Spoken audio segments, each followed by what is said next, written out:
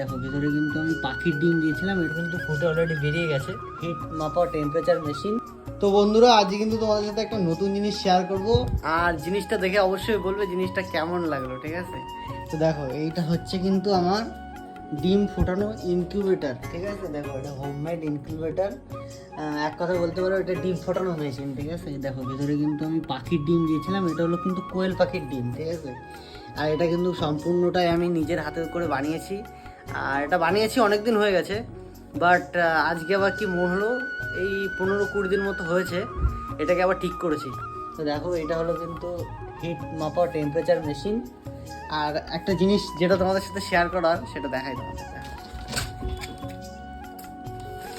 এই দেখো এটা হলো কিন্তু কোয়েল পাখির বাচ্চা। দেখো ফাইনালি কিন্তু ফুটে গেছে। আমি 18 দিন মতো আগে দিয়েছিলাম। দেখো এই যে ডিম, এই দুটো কিন্তু ফোটার মতো হয়ে গেছে, আর এই দুটো কিন্তু ফুটে অলরেডি বেরিয়ে গেছে। এই যে ডিমের খোসা।